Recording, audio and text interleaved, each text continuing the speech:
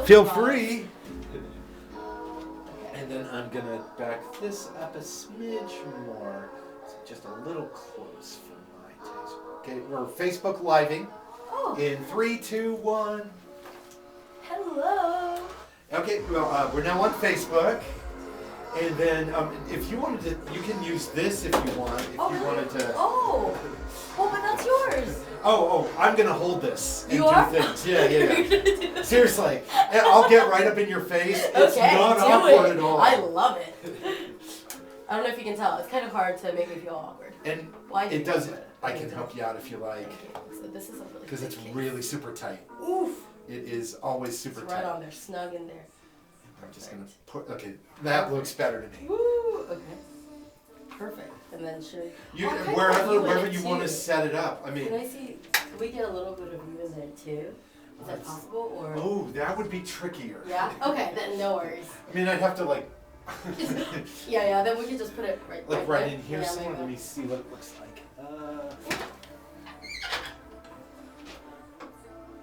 Okay, then we're advertising for costs. Yeah.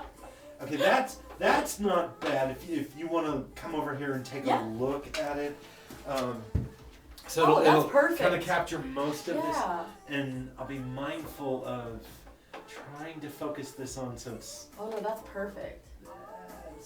So is Arthur your full name? Arthur is my full name. I go by Art. People call me Dr. J. My students a few years ago started calling me Dr. J, and that's probably the best. Perfect. Just go ahead and You go. hit whenever you like. Yeah. They started calling me Dr. J, so Yeah. that's just something I'm like, oh, that's cool. Yeah, no, that's I sick. like that. Dr. J. Oh, I want to call you both. Well, see, it's Dr. totally your J, call. You can call me yeah. Art, you can call me Dr. J. I can make all kinds of dad jokes. Just don't call me late for dinner. But so we'll just have a conversation, and just talk about your music and how you got started. And I saw you at the Bright Side. I thought you were terrific. And so I'm like, I wonder if she'd come in. And, I was so honored. Oh. You know, this means that I'm going to have a day where I'm going to ask you all the questions. oh, hey, you Yeah. come back. We can do that. Because maybe it could be like Dr. J interview day. Oh dear. Yeah. See, Well, it you may not rhymes. be as exciting as you think it is. I do not live an exciting lifestyle. I don't know. Although I'm flattered. But yeah, so again, we'll talk about whatever you want to talk about. I'll ask you about like composing and writing, Okay. how you approach writing and things like that. We can get as deep as you like. And it's just a conversation. Cool. As long as we don't swear, there are no wrong answers. Oh, flabbergasted. Yeah. Oh, see that you can. Son of a nutcracker. Right. So are you gonna be standing the whole time? Yeah. I prefer to stand. Whoa. There's of course the studio chair, but I don't know that I ever use it. Yeah.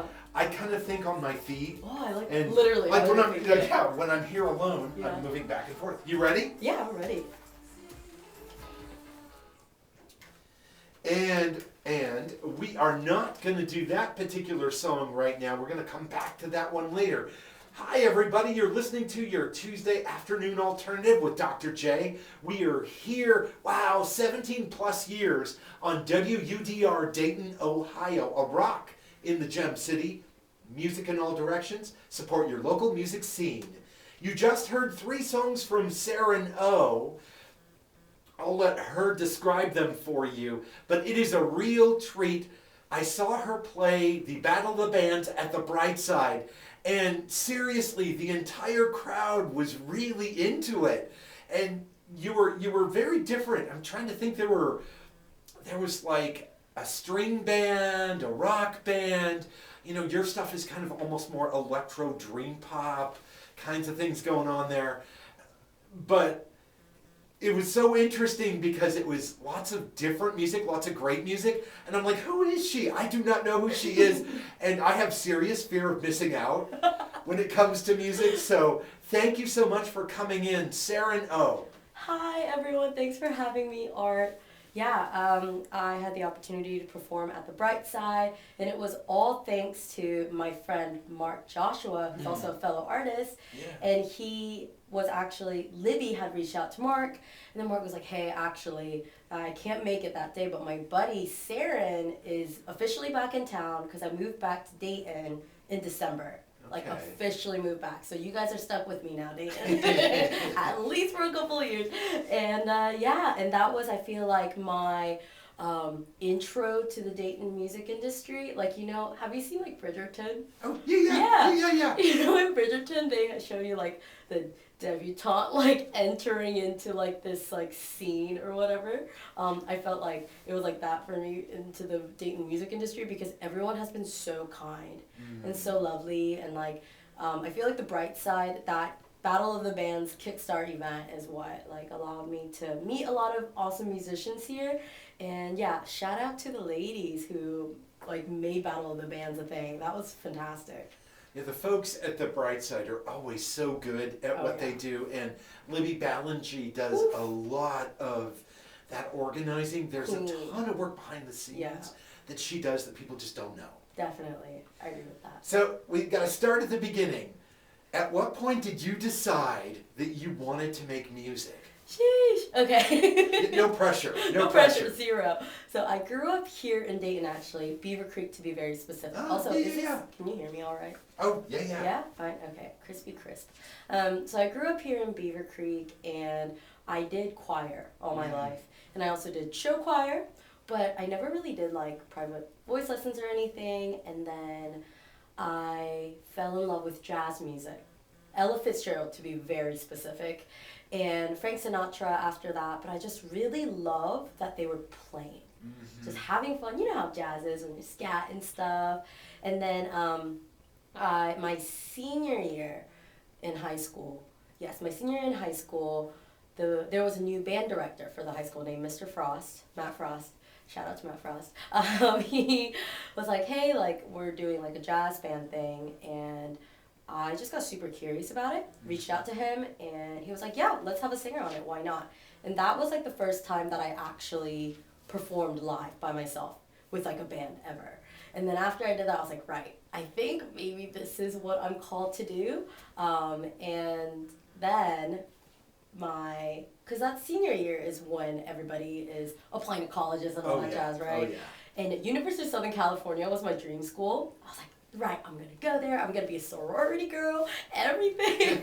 I applied to their jazz program and their anthropology program. I got waitlisted, though. I know. Yeah. I know. That's like a no. That's a solid no. But I was like, waitlisted, oh no. And my life was over. And then my mom was like, hey, how about you apply to the music school in Boston called Berklee College of Music? And I was like, mother, you know who went there? Like, I was just in choir all my life. But I just auditioned, and I believe in God, and so that was kind of like a God moment for me when I got in, and my journey at Berklee was insane because I went in for jazz voice, but then I actually lost my voice for a whole year. Really? Mm-hmm. Can I ask what happened? Yeah, well, so having grown up in a conservative family here, I was just like, grew up with no alcohol, no nothing, and then boom, Boston. I'm a free woman. I'm an adult now. Oh dear. Yeah, staying up until 5 a.m, not taking care of my voice, just thought that was cool. I had my phase, but sounds like you went through a punk rock phase. yeah, I guess like 24. Yeah, punk rock phase, you could say. And I lost my voice, and I definitely had like an identity crisis because I like lost my voice literally, but I also lost my voice figuratively because in Beaver Creek, I was like, oh, I love music, this is what I love to do, and I feel like that's what people kind of knew me as, but in college, everybody did music, and I was like, who am I? Like, everybody does music, so I'm just Serin, but what does that mean? And so I actually ended up in music business as my major my sophomore year, and during that time, I got to explore a lot of music as a music business major. And that's when I learned the beauty of songwriting, ironically. Hearing all this different type of music, I realized how narrow-minded I was about what is considered good music. Once again, air quotes, good music. And then after I graduated was when I actually started songwriting. So I want to say 2019 was when I started songwriting, but I couldn't call myself an artist until the summer of 2020. And at that point, you're making music, and is that when your first music started getting distributed? You put it out there? Yeah, so actually I had two songs created before the first song that I ever released, which is called Shower Thoughts. And it was Shower Thoughts. I had that song in two different versions before the final version that I released. I met this amazing, talented film composer who was dabbling in production, and I was a songwriter dabbling in production, and we got to make a band. Well, I made a band. They were all roommates. That's how it happened. It was me and the roommates, and we started making music together, and me and that film composer really vibed in our musical language, and yeah, that's when I released my first ever song. And so was Shower Song the first one? Yeah, Shower Thoughts is the first one. Oh, excuse me, Shower Thoughts. Yeah.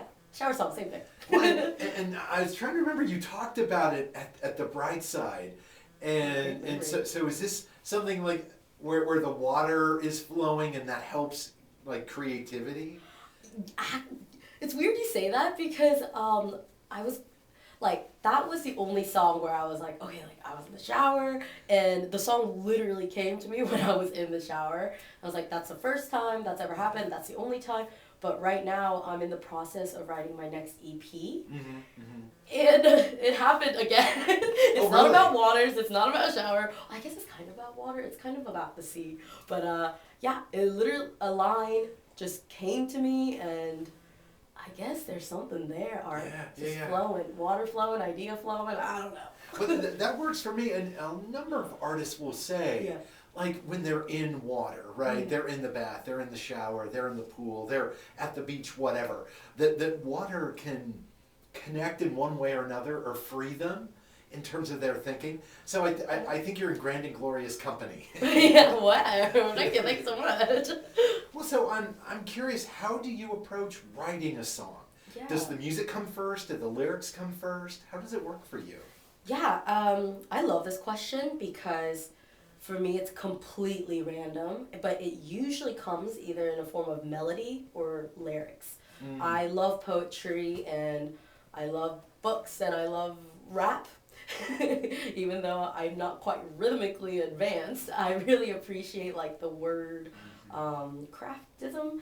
And so yeah, it'll be like maybe I'll be on a run and I'll get a melody stuck in my head, so the amount of voice memos that I have is immaculate, and like when it's an idea that I got of me like in a run, you'll hear me go like breathing like in very intricate ways. And yeah, so I would say melody and lyrics first. Sometimes it'll be like a word, or I believe in God, and I feel like the past 3 months, like I mentioned earlier, I've been working on an EP, and the past 3 months I've really been diving into the Word, which for me is the Bible, and it's so crazy how that's been kind of tinting the way that not tinting, what should I say, like clarifying the way that I see certain things, especially human interactions, and how those stories are then inspiring me to write songs quite directly. It's been a very new transition in the way that I write songs. Beforehand, it would have been more like a diary, like, this is how I feel, like, let me get it. Literally shower thoughts, right? Other woman, me, myself, and I. And Icarus. I feel like Icarus is like a slight turning point for me, but all of it is like, this is how I feel, this is what I'm dealing with. But this next EP is more of like, these are the stories that I'm seeing, and I kind of just want to be like a campaigner. I don't know if you're into Myers-Briggs art, like ENFP. I'm aware. All of that. I'm aware of it. Yeah. I'm like a fan of those. I'm one of those. And I'm an ENFP, which means I'm a campaigner. And so I feel like my personality is shining when I'm writing this EP right now, of being like, okay, like, what's your story, and how can I like express and share that story with others? Well, and that makes a lot of sense to me. Excuse me as I stumble over my words. even like Other Woman has a story to it, there's a narrative. Me, Myself, and I, even though you're talking about yourself primarily, right, kind of self-reflection, there's still an interesting narrative to it. Do you think of yourself as a storyteller?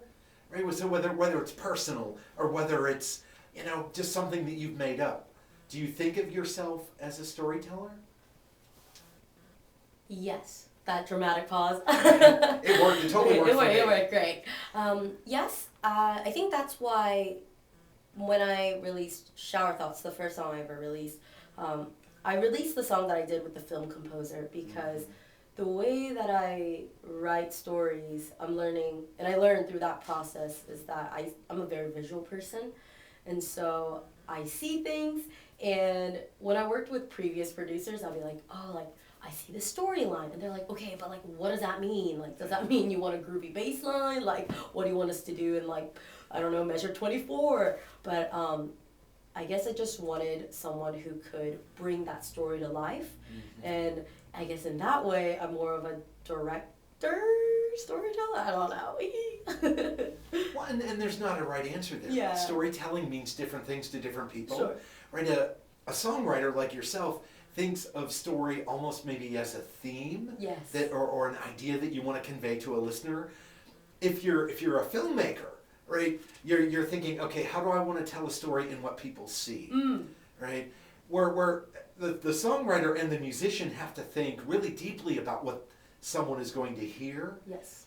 And it's not to say that either one is better than the other, but they're all very different. Yeah.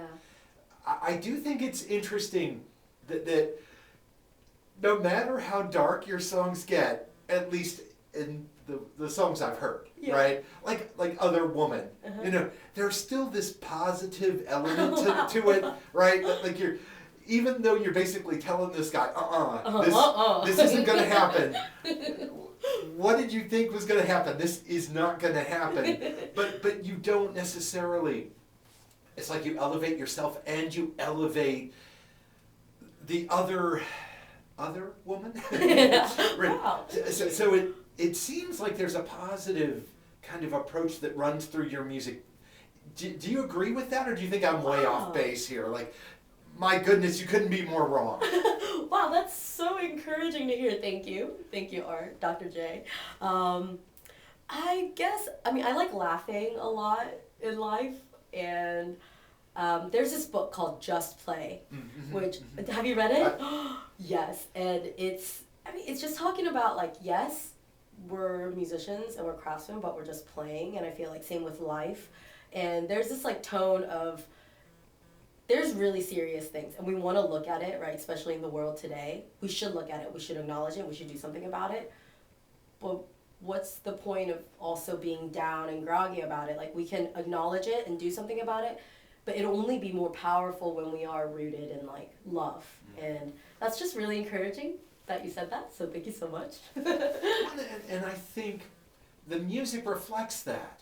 Even if you're saying something like, okay, this isn't going to happen to this guy, right?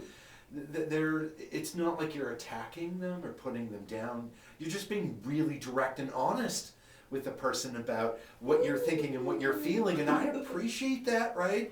There's a time for subtlety, and then there's a time where we need to say in a really clear, declarative way how we feel about something. So I was just curious if, as you're composing the music, you're trying to convey, like, at the same time that there's positivity that runs through your music, there's some pretty deep emotional aspects to the music. As you're working on it, is that something that comes through that you're aware of? Oh, yeah. I think that's what compelled me to songwriting. As a firstborn child of an immigrant family, it's always like, there's a lot of things to be grateful for in life, and I think I grew up thinking that because there's a lot of things to be grateful for, that I can't feel any other emotions that are not gratitude or happiness. And now, becoming an adult, I'm learning that, oh wait, that's not the reality, and music has helped me kind of explore those emotions, and being okay with saying them, because oftentimes I'm like scared to be a burden or all that jazz. But with music, it's like, oh, you get to decide if you want to hear me talk about this other boy or not. Well, and it's up to you, right? It's your song and your craft. You don't have to avoid dark or negative, but you don't have to live there. Definitely. Like you were just saying. Yeah. And I think for a lot of artists, it's like when you are writing it, it's a healing process it helps me understand a lot of emotions that I am feeling, retrospective. Like for example, me, myself, and I, when I was writing it, I kind of understood what I was writing about, but it was only when I released it that I heard it back and I was like, oh, this is what I was trying to say, which is so bizarre. Yeah. And did it sound different to you when you heard it back? Oh, definitely. It definitely did. Because I think with a lot of directors, I feel like when you're there, what you're trying to convey is an emotion, and that's what I kept on going back to for when we were writing Me, Myself, and I. With the film composer, it was like, okay, like what is the heart of the emotion that we're trying to convey here? And it was just like being like acknowledging reality while also being like, this is who you are and you should be proud of it. I don't know if that's making sense. But I saw a lot of reds, like rich velvet reds, and like movie theater, but like an old classic movie theater, and like just a scenario of a girl. If I had the budget for this music video, this is what would have been. So anyway, shout outs to anybody who wants to sponsor. But it's just like, if there was like a curtain and it opens and it starts off as like a little girl in like a playground and like her being different and getting picked on and all these lies that are built up throughout her life. So we see like her generation to generation, if that makes sense, like her and as a kid, and then in her teens, and then in her 20s, and then she comes to a point where she's like, right, like she's holding all these bags of lies, but now she has to let go if she wants to, like, I guess, fully perform on that stage. Yeah, but now, so that was like what I was seeing and like feeling when I wrote the song, but listening back to it, it helped me understand like, oh, even when I was writing it, I had certain insecurities, like that I don't know, I think I only heard it being the person that I am here right now, like listening back to it, because now listening back to it, I'm referencing like, oh, I said this then, but I have felt that then, but now I feel different. Mm-hmm. I hope this is making sense. It's making sense in my head, but I'm an extrovert. It totally makes sense. Because I think when you hear it back, right, it's out there. Yeah. You can't, oh, well, I would change this, or maybe you hear a mistake in a performance or a mistake in an arrangement. Or lyrically, oh, well, maybe I should have said this differently. Yeah. I should have used a different word or something like that. Oh, but it's out there. But it's out there. You can't take it back. Well, I mean, you always can release an updated version. True. But I didn't hear that though. That's right. Oh gosh, I've now set you on a path. Oh no. well, but then again, if we get 3 or 4 different versions of a song, that could be cool too. Hey, true.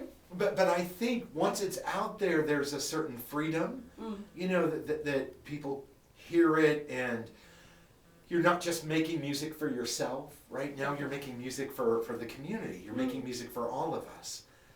So you've been talking about this. I think we need to play it again, so people can hear it. Yes. Me, Myself, and I. And I love how you did it, MM plus I. Oh, yeah. I love that. You know, being a kid from Minneapolis, right? And you think about it, Prince, you know, used the number 2. It's like, I'm very, very comfortable with that kind of shorthand. You like it? Yes, I love it. This is Serin Oh with her single Me, Myself, and I, or MM plus I, if you wanted to be particular. Oh, you're doing great. You're doing great. You're doing great. Oh, well, thank you. Like you're a professional or something. Well, no, I don't know about that. Ooh, I have a question. I saw the cough button while we were talking. Yeah. Cough will mute your mic. Oh. So it's just like a temporary. Like if this were on, and I'm not going to do it because it'll throw things off. But if you're ever talking and you need to cough, you can press the cough mic. Cough button. It'll mute your mic, but it won't mute this mic. Oh, cool. Awesome. Wow. So I'm an extrovert, and I process things Oh, no, you're doing externally. fine. You're doing fine. Just jazz. Well, and there, like I say, there's no right answers, right? Yeah. You're the artist. You get to. I may not always agree with Morrissey. Yeah. And politically, it's really clear I don't Yeah. agree with him. But he once was in an argument with an interviewer, which I think happens to him frequently. And the interviewer said something to him about, well, that's not very Morrissey-like, or that's not very Morrissey of you. And he's like, I am Morrissey. I will tell you. Who gets to decide what I am? I get to exactly. Yeah. And they're like, okay. Even if it turns out he's kind of an evil fascist. Just a little bit. Oh dear Lord, right? It's like, I really would love to go to him to say, there are things we talk about and there are things we don't talk about, and then there are things that, like, I think you need a little education about. And let's educate you about these things before you Really go on about it. yeah. And kind of harm your own reputation. But I do agree with him, right? Yeah. You're the artist. You get to decide what that means. Okay. People can't. Well, people will. They'll put labels on you, and people will try to tell you, oh, I think you're this or I think you're that. Yeah. Like I said, electro dream pop earlier, but that was just me thinking in terms of what the music sounds like. Yeah. But you might say, oh, dude, that's so not what this is. Oh, I don't know. You get to decide. I just tell stories. Well, I think you do more than that. But. Okay, yeah, we're at the end bit. Okay. Oh, no, and I like the turnaround right there. So is it weird listening to yourself like that? I think I've finally entered this. Well, I'm still. I think the I should beginning warn of you, you got 10 seconds. Okay. I'm being like, that's the artist, Serin, and this is the Oh, okay. human. Okay. Whew. And that is Serin Oh with Me, Myself, and I on your Tuesday afternoon alternative here on WUDR. We are WUDR Flyer Radio, a rock in the Gem City. I know I'm not totally sold on a rock. We are rock in the Gem City. I like that one better. But I am joined here by Serin Oh. We just listened to her song. We were talking a little bit off air, and so I'm curious. Listening to yourself there, is that hard? I think it took some training to be like, okay, the Serin Oh that I'm hearing is lowercase Serin Oh. That's my artist identity. Okay. I noticed that you tend not to capitalize. Yeah. Okay. It's not because I'm like illiterate. It's just that it goes a little. So I overthink a lot, hence shy thoughts. And in Korean, there's no capitalization. And I thought, this is going to be another way that I incorporate my Koreanness, I guess. Only I'll know, but I still wanted to do it, which was like not having any capitalization, and any of my songs are like my artistry. Well, and I noticed that you got the audience at the bright side when you performed at the Battle of the Bands. We did some chant in Korean as part of the song. People got into it. That was so cool. Wasn't that fun? Yeah.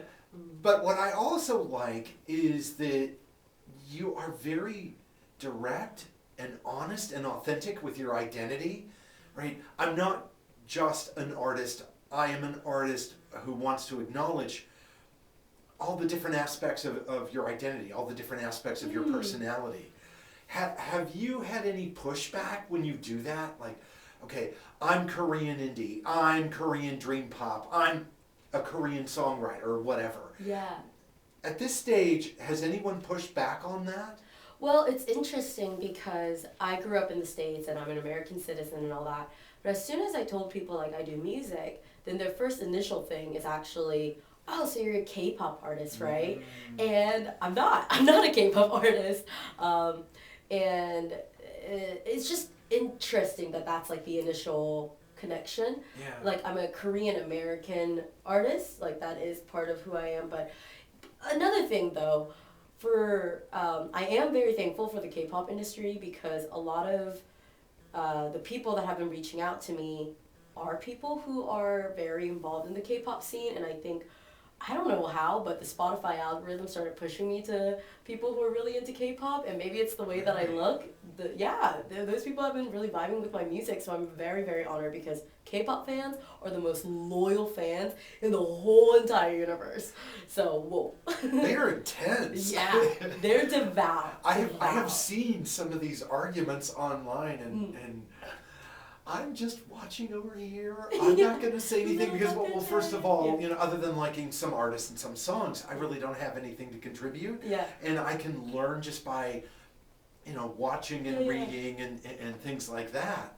But it was also somebody who I suspect wasn't very knowledgeable about K-pop, said some disparaging things about the arrangements and things like that. I'm like, okay, I may not be a musician, but I understand how much thought went into that arrangement, even if it's not my style. Yeah, I think, well, to go with that, one thing that is kind of like infamous in the K-pop industry is, there's probably like a producer, like a Swedish producer, that sold his beats, right? And the lyrics were all written by some like Brazilian top liner in English, and then the Korean writers wrote that. And so the K-pop artists themselves, super talented, obviously they have to train since they were like 12 years old, but it's more of a product than it is an artistry, which is, I hope this doesn't start anything, but like, which is something that I think, we could dive into that more. Yeah, well, I mean, I myself think about it in terms of the artists who are involved in performing that music.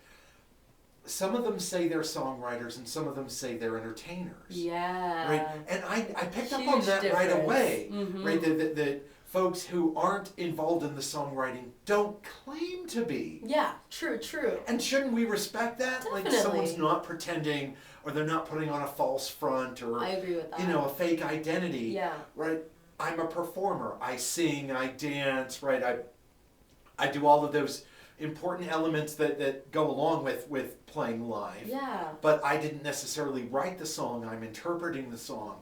And there are folks who feel very passionate about, well, you can only be up there performing something you wrote. At which point I'm like, well, that basically shoots most of rock and roll down. Yeah, I was going to say, that's quite pretentious. Like, that shoots all of jazz down. Oh, good point. Yeah, Yeah. Blues, jazz. Literally. I mean, there are lots of art forms that would suffer significantly. Yeah.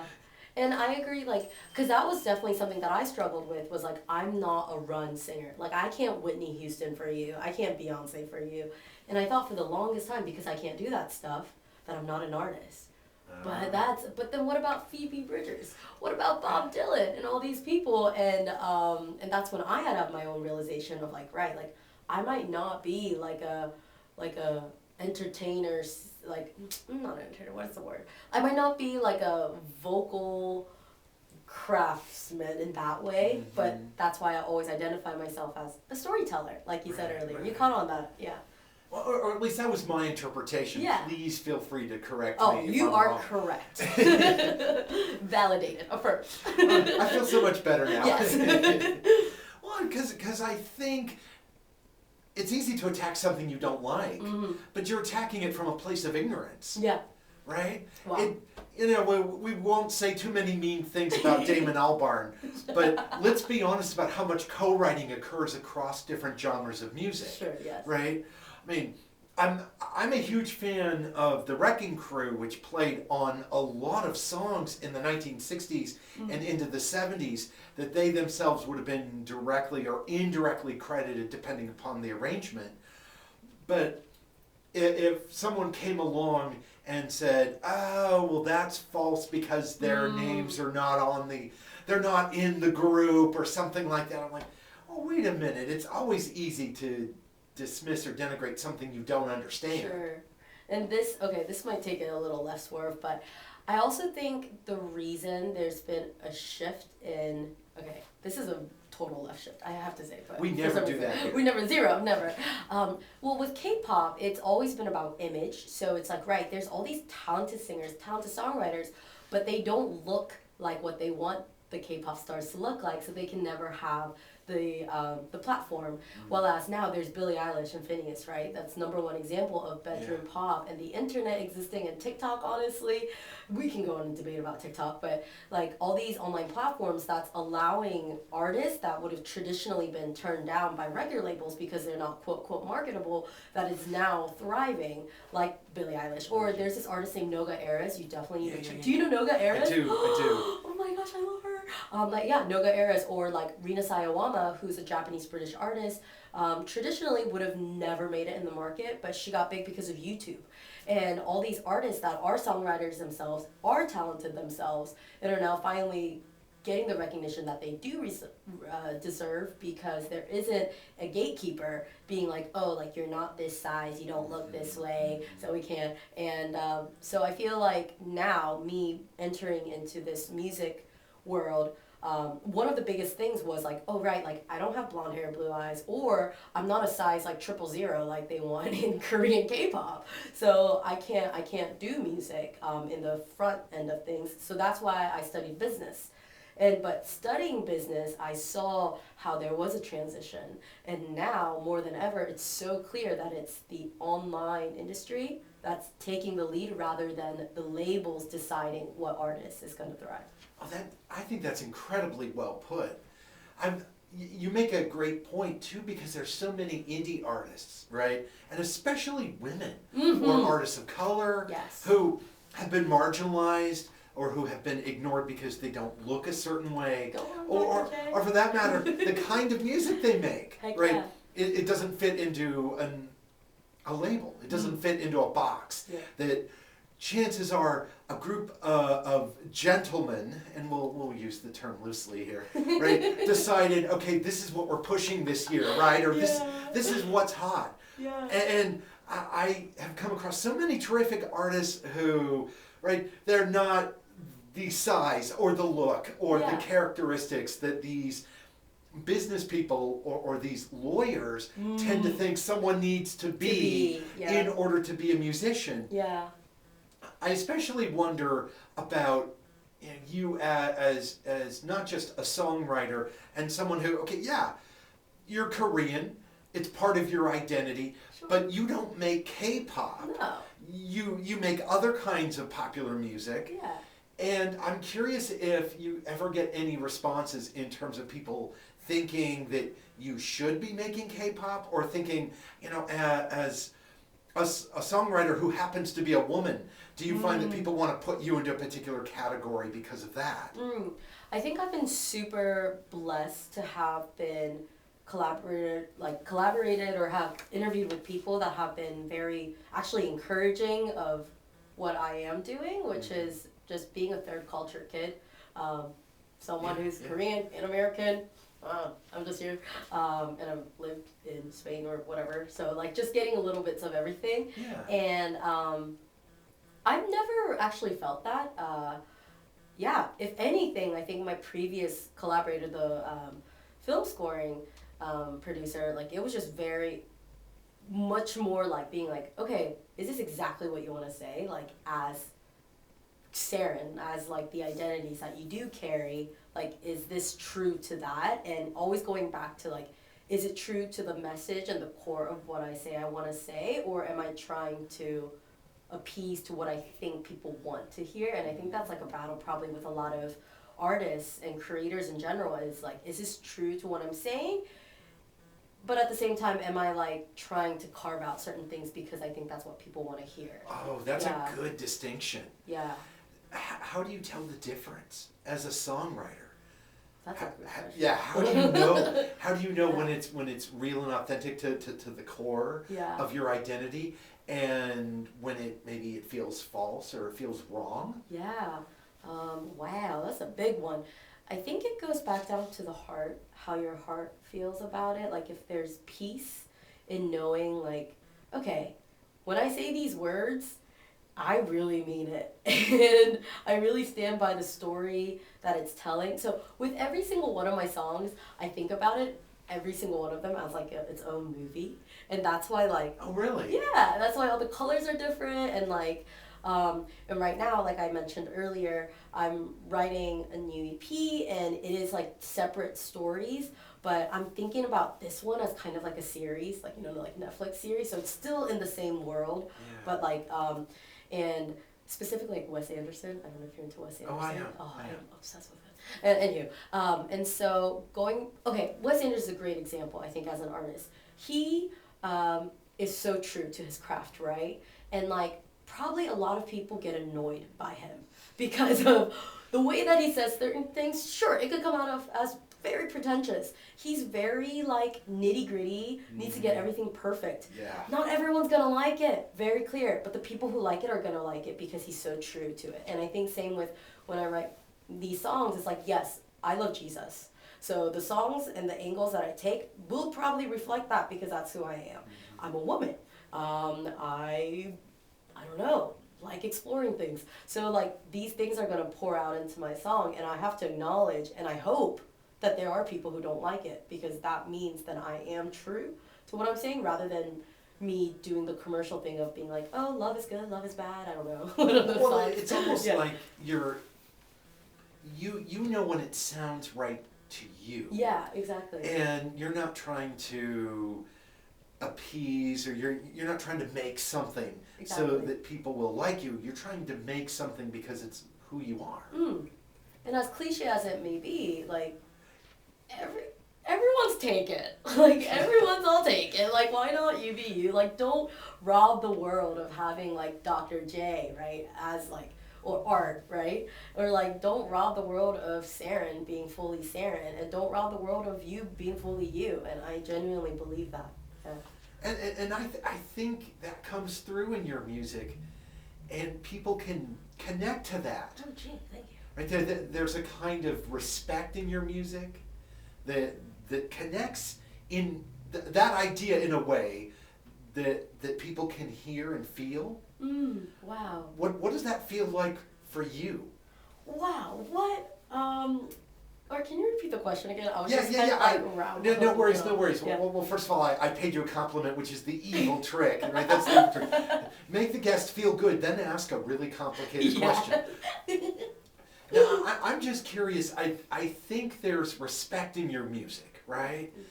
So, how does that feel for you, right? Is that something that you have to work at or create in a certain way, or does that just kind of come out organically as you make it? Well, I believe that as artists, or just as humans, I think what's in your heart comes out. Even no matter how much we try to cover it up, I think it always oozes out. And I think I'm learning, the older I get, that it's what I do in my day-to-day life, including how I treat people, how I treat myself, my internal dialogue, my dialogue with people, it's gonna come out in my craft. Yeah. And so the fact that you said it seems like there's respect, thank you so much. I think that is something that I will forever have to work on, is respecting the people around me, respect me, respecting, I don't know, the world, all that jazz. I do have a song. I don't know if we have time for me to play one song. Oh, we absolutely have time for you to play a song. Okay. So I'm going to play some of Serin's music, and then she's going to come in and play a song for us. We're talking about respect, self-respect, as well as the respect that's conveyed in the music. And I think this song captures some of that.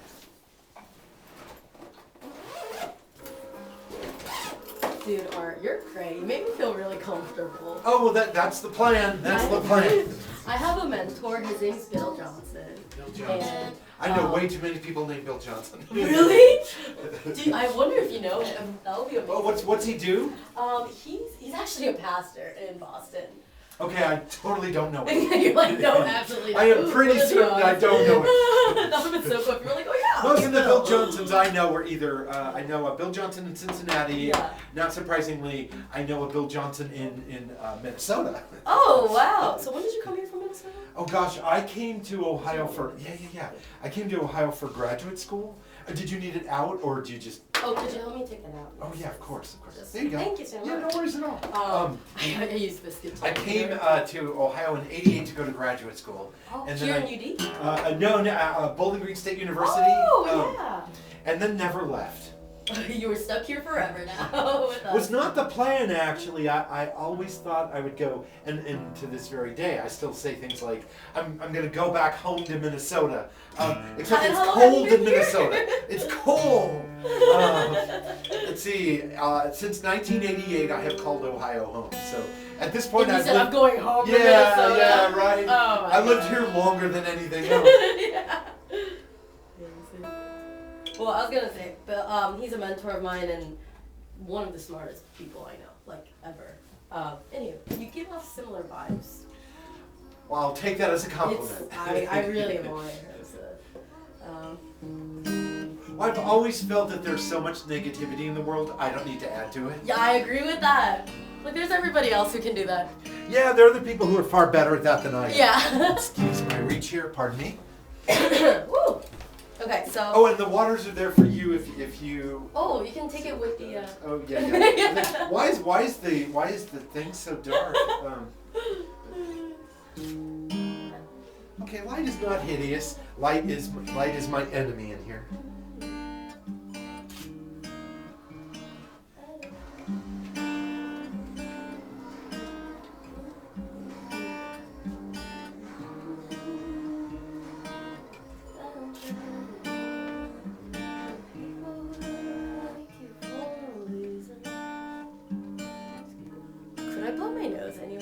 No, it's fine. Oh my gosh, we don't have any tissues. It's fine, that's fine. I'd get you some. It's fine. Well, do I have time to tinkle though? Yeah, yeah? I can always throw songs really? in. Ooh. Oh, of course. Thanks, Art. Do you like how I keep on calling you both? I'm like, Dr. J, Art. He's I like, answer to both. It's like, I'll take both, it's fine.